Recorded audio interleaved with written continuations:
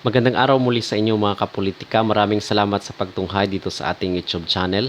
Ang ating pag-uusapan sa videong ito is itong nangyaring line-up ng PDP laban at pagpapalakas ng kailang puwersa dyan sa Cebu City. Kasi kahapon is meron silang press conference. Pero bago ang lahat ay huwag kalimutan kayo ay mag-like at mag-subscribe muna dito sa ating YouTube channel para kayo ay updated sa issue ng bansa at issue ng lipunan. So kahapon, April 19, is merong press conference itong kampo nila, former President Rodrigo Roa Duterte, dyan sa Cebu City tungkol ito sa kailang partido na kusan is PDP Laban. Yung PDP Laban is ito yung naging partido ni former President Duterte noong tumakbo siya noong 2016 at nanalo nga siya. At ngayon is nagpapalakas na naman sila ng puwersa.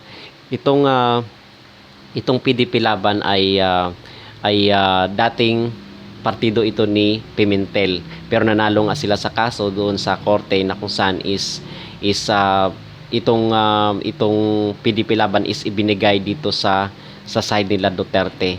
At present doon sa conference itong sila Bongo kasi magre-re-election next year.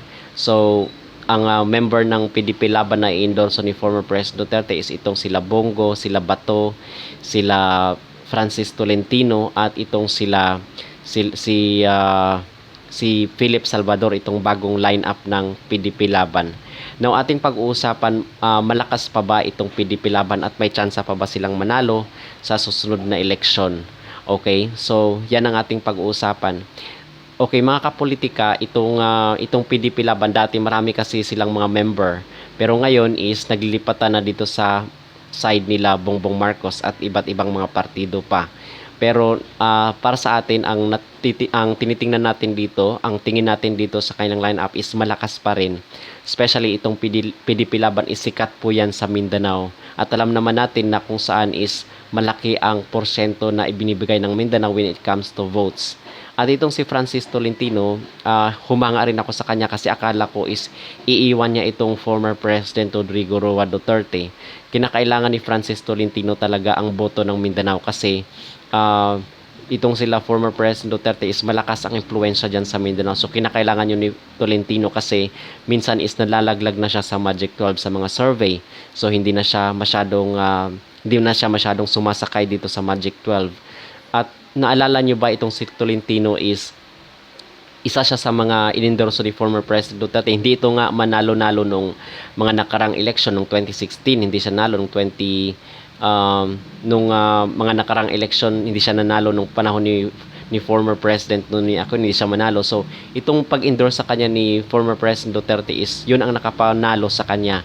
At solid yung mga boto ng Mindanao sa kanya kung kaya siya nahalal bilang senador noong 2019. Pero ngayon is mag-election na naman, so kumbaga is kinakailangan niya na din naman ang suporta ng mga Duterte.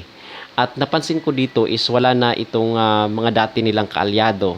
Okay, example diyan itong sila Bong Revilla. Okay, wala na si Bong Revilla kasi itong si Bong Revilla is baka anib na ito dito sa partido nila Bongbong Marcos. At dapat na magkaroon ng loyalty check itong mga Duterte. Bakit? Kasi minsan is nagagamit yung kanilang popularity, nagagamit yung kanilang partido para sa mga political na interest ng mga ilang personalidad. So dapat is at napag-usapan nga natin doon sa previous video na kung saan ilan sa mga naging partido ni Vice President Sara Duterte na hugpong ng pagbabago doon sa Davao is tinanggal yung mga ilang mga politiko kasi dahil sa political conflict. For example, itong sila itong mga incheck dyan sa Davao del Norte is pinatalsik dito sa hugpong ng pagbabago kasi kaanib sila ng kasalukuyang administrasyon pero membro pa rin sila ng hugpong ng pagbabago. So kumbaga para maalis na lang yung conflict is tinanggal na lang sila. So dapat ganito rin ang gawin dito sa PDP Laban na kung saan is magkaroon ng loyalty check. Kasi yung iba is nagagamit lang. For example, itong sila Cayetano.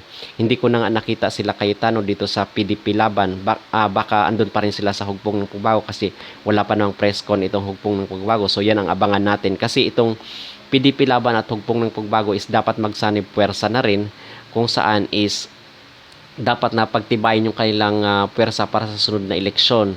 At dapat ay magkaroon ng loyalty check yung mga Duterte kasi baka itong mga taong ito is iiwan din sila katulad ng mga politiko na kung saan is nagamit sila nung previous na election para makakuha ng boto dito sa Mindanao. At isa sa mga hinangaan ko rin dito, mga kapolitika, kahit hindi na masyadong maingay itong si former President Gloria Macapagal Arroyo, is naging solid pa rin siya sa mga Duterte. Okay, hindi man umaatin ng mga rally itong si Gloria Arroyo, is nakita ko kasi doon sa, 'di ba, pina contempt na itong si Kibuloy at meron ng warrant of arrest doon sa Congress kasi tinanggal na siya bilang deputy speaker, 'di ba, deputy speaker, tinanggal na siya. At ang nung si Kibuloy is nagkaroon ng arrest contempt, warrant of arrest mula sa Congress, is hindi pumirma itong si Gloria Macapagal Arroyo. So palihim lang itong si Gloria Macapagal Arroyo na kung saan is supporter pa rin ito nila former President Rodrigo Roa Duterte, kasi nga malaki ang kanyang tinanaw na utang na loob dito sa mga Duterte kasi pinalaya siya nung na siya ay nabilanggo dahil nga sa corruption, di ba? At isa rin sa mga bigyan natin ng anggulo is kasi sa Mindanao yan is sure na naman nanalo itong mga Duterte at itong kanyang mga kaalyado, sure na yan. Pero ang problema dyan dito sa Visayas at sa Mindanao, sa Visayas at sa Luzon. So sa Luzon is dapat nagagamit ng mga malalakas na tao, yung mga kilalang personalidad na mga politiko dito sa Luzon. So dito sa Central Luzon, meron pa silang magagamit dyan itong si Gloria Macapagal Arroyo kung hindi siya magbabago ng partido or hindi siya magbabago ng kanyang lineup or yung political party na kanyang sasalihan. So kung si Gloria Macapagal Arroyo is dito pa rin sa hanay ng mga Duterte, kasi baluarte ni Gloria itong Pampanga. Okay, so meron pa ring makukuha na suporta sa Central Mindanao Central Luzon itong sila Duterte. Okay, at dito naman sa Southern Luzon, kasi itong si Tolentino, di ba, taga Cavite yan. So meron pa rin siyang makukuhang baluarte kumbaga. Kasi yan is bawat lugar yan is i-endorso itong mga lineup ni Duterte. For example, dito sa Pampanga, malakas si Gloria. So meron siyang kumbaga mouthpiece na kung saan is mag-i-endorse ng mga politiko. So dito sa Visayas naman, sa Southern Tagalog, dito sa Bicol region, so wala na yan sa mga anti-Duterte na yan. But dito sa Bulacan, okay, wala pa tayong naririnig na kung saan is kaalyado ni former President Duterte na nagpahayag ng suporta sa kanya na malakas din dyan sa Bulacan.